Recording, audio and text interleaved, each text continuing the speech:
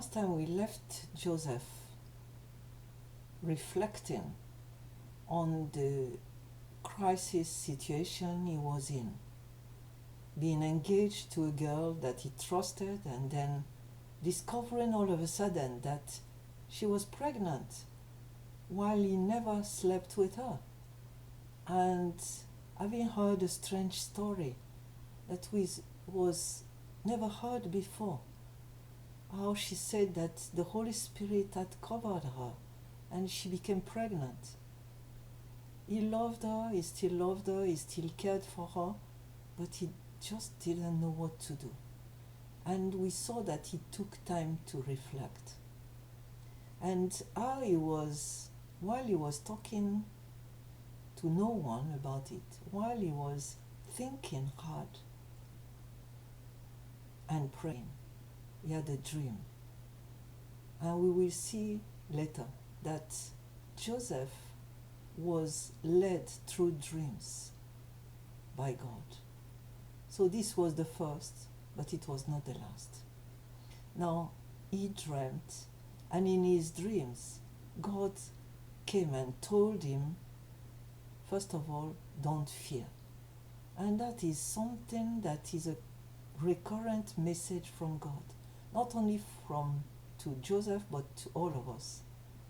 Jesus always says, don't fear. God says, do not fear. And that's the first thing he said to Joseph. Do not fear. Secondly, God gave him a practical advice, which he followed. Marry her. Go ahead and marry her as planned.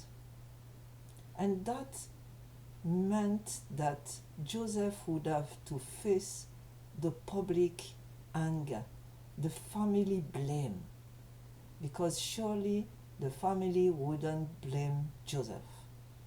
It was Joseph's family, they would automatically blame Mary and say, is it not a harlot that you marry? But he had to face it. He had to decide to go for God against everybody's advice. The whole family probably would have ganged and told him, just forget, you can find another girl. We are going to help you find a better one. But God said, marry her. Go ahead, marry her. And that's exactly what he did. Thirdly, God confirmed the name of the child that was to be born. Remember that God had told Mary, you will call that child Jesus. And it is exactly the same that he told Joseph. You will call that child Jesus. So it was not the husband calling him Jesus. It was not the mom only calling him Jesus. It was a joint naming. And that's something that we have to learn. There is nobody that is bullying the other concerning the name of the children. And even in this clan from the family of David, God didn't give a choice to the whole family. Go on, give all the names you want. He told Mary and then told Joseph, this is the name of the child. So the name is very important. And this was also for Joseph a confirmation that Mary didn't tell a lie. He now heard with his own ears, while sleeping, that this was a reality, that what she said was the truth. And so he woke up and then went ahead, which is the engagement, and eventually married Mary. We don't know when he married her, whether he married her straight away or he waited for the delivery first, but whatever the case, he obeyed. And that's something else we have to learn from Joseph. Joseph knew God enough to know when God was talking, whether in dream or while he was awake. He listened carefully. He knew that this was the truth.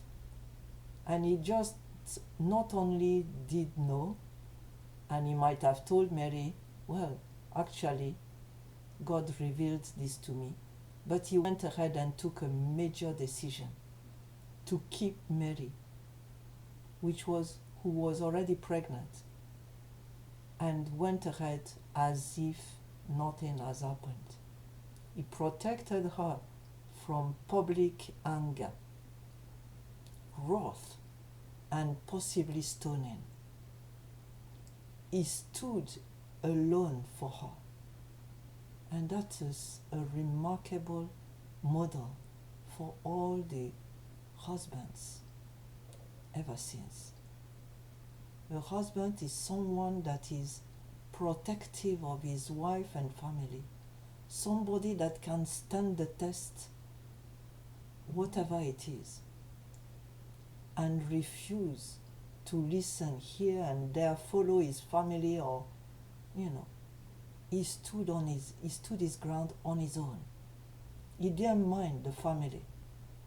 And we can see that even this continued when they eventually went to Bethlehem, which is another story altogether. He was ready to defend her and the child against everyone and against the so-called evidence.